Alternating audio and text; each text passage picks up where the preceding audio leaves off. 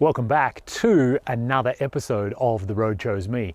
And today I'll get into a topic that everyone asks me about. What do I prefer, a manual or standard transmission versus an automatic transmission for long-term overlanding?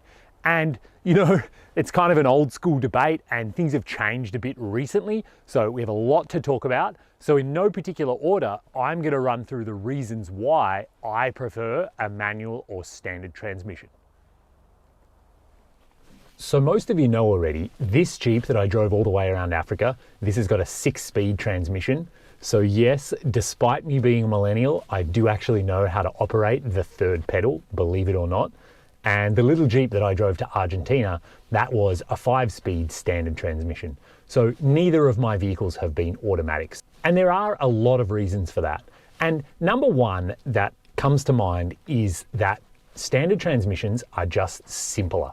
So modern automatics, they have a lot of complicated valves and they are very much computer controlled.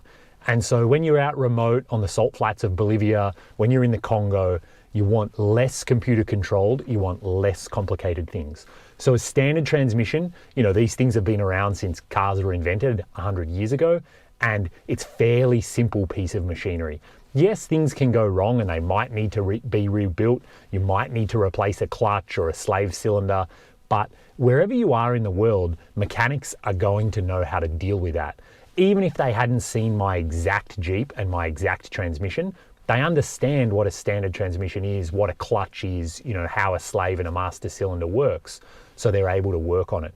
Whereas if you show up in the Congo and you're having trouble with the computer control or one of the solenoids in your automatic transmission, those mechanics are going to say, we've never seen anything like this. We don't have a computer we can plug it into. We have no way to diagnose what's actually going wrong. So for that reason alone, having a standard transmission, I think, is very advantageous for long-term overlanding. Along the same lines of simpler, I think it's more likely too, if a standard transmission goes wrong, chances are it's going to be something to do with the clutch, and chances are it's going to fail in the closed position, which is a good thing because it means you can still move the vehicle. So when friends had a slave cylinder go out, basically their clutch pedal wouldn't disengage the clutch. So they could actually put their Jeep in first gear and just start the Jeep on the starter motor. It would lurch forward until it eventually started, but then they were able to drive it in first gear. They couldn't change gears, but you know, if you need to limp 10 or 30 miles to the nearest town on some dirt road, that's a huge advantage to be able to actually move the vehicle.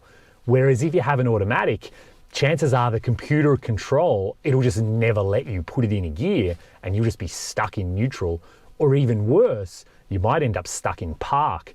Then you can't move the vehicle at all and you're gonna have to somehow get the rear wheels off the ground. That doesn't sound good to me. Along those same lines, when you've got a standard, you can push start your vehicle. So it's a really simple one, but you know, if something goes wrong, maybe if your starter motor fails, maybe if your battery goes dead, you can push start the vehicle, no problem, and get yourself underway. With an automatic transmission, that's simply not an option, and you'll be stranded if one of those things fails. The next reason I like to drive a standard is because I get better gas mileage with my standard transmission than I would in an automatic. And modern automatics, they usually have some sort of overdrive or like a lockup that tries to lock the torque converter, but it's really rare to find one that completely locks the torque converter. So that means when you're cruising down the highway at 60 miles an hour, the torque converter is actually still slipping and you're losing some efficiency to inside the automatic transmission. So that means your gas mileage is diminished. With me, in my standard transmission, this is direct one-to-one. I'm in control of how fast the engine is spinning versus how fast the wheels are spinning. So one of the greatest things I can do in this vehicle is cruise along at about 50 miles an hour in 6th gear. At that point, I'm only turning at about 1400 RPM and I can eke out over 20 miles a gallon in this Jeep. And I know that's not amazing mileage, but given how heavy it is and given that it's my whole house, I think it's actually pretty decent. Whereas if I was in an automatic, I wouldn't have that same fine control and I wouldn't be able to get that same gas mileage. Same story when you're driving mountain passes.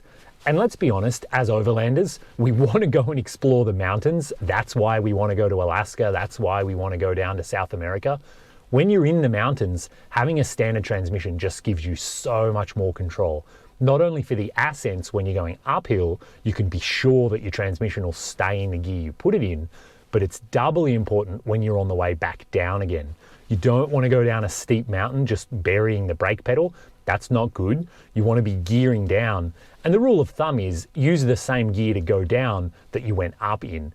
And so quite often on big mountain passes, I have this in first or second gear, and I just let it roll down, no brake, no accelerator, and the engine compression just does the braking for me.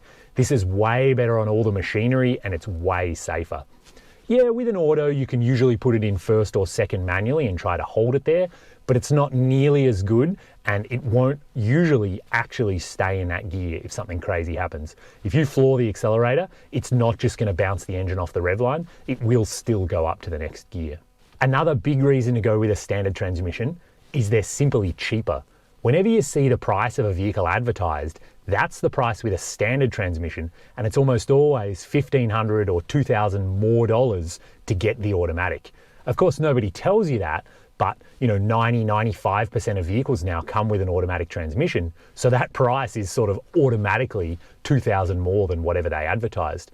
So even when I was buying this as a standard, it's just cheaper than all the used automatics that were on the market. And saving money is a big priority because that means I had more money for gas in the tank and I was able to have more adventures. And then finally, there's a really simple reason that I like to drive standard transmissions, and it's just because they're more fun. After all, one of the big reasons we're going overlanding, we're going exploring, is because we want to enjoy ourselves. That's the reason to go. So if we're looking for more enjoyment, it makes sense to drive a vehicle that we enjoy driving, that's engaging, that's fun. And so for me, there's nothing more entertaining than driving along and shifting up through the gears, shifting down through the gears, knowing that I'm connected to the vehicle and that I'm in control of that. It just brings me happiness and it keeps me more alert. It keeps me more aware of what's going on. When I do drive automatic transmissions, I feel like I zone out a lot more and I'm not nearly as in tune with what's actually happening with the vehicle and what's happening around me. So a standard transmission, it just helps me stay more connected. And that way too, I can listen to odd noises. I can feel if the revs aren't matching the road speed, like if something's slipping, if I'm getting wheel spin, or maybe something's damaged. I get a real stronger sense of all of those things when I'm driving a standard transmission versus when I'm driving an automatic, which kind of makes it all like less directly connected. And there's sort of a big sloppiness in there of like, I don't really know what's going on, but I think it's okay. So for me, standard transmission just brings more enjoyment and I love it. So I know that was a huge big list of reasons and it sounds like an automatic would be a total deal breaker for me. And that's not quite the case. As I said, things have changed a lot recently and automatics are much more common now. So if I already had a vehicle that was an automatic, I wouldn't hesitate to take it on a long trip. I think it would be okay. But if I was in the market for a new vehicle or I was setting up an alert, to look for used vehicles, I would definitely prefer to get a manual or standard transmission car. That's what's worked really well for me. And I think it still makes the most sense if you're going really remote or you're going to undeveloped parts of the planet. But what are your thoughts on this? What has your experience been and which do you prefer? I'd love to know. Let me know in the comments down below. While you're there, hit the thumbs up button. Make sure you subscribe to the channel. And as always, I'm looking for input from you guys. What do you want to know about my 2 big overland trips? What can I teach you that's going to help you get out there on the road? Whatever a topic is, let me know down in the comments. I'll be happy to film a video about it. So until next time, stay safe out there, avoid this snow, and hopefully I'll bump into you on the road one day.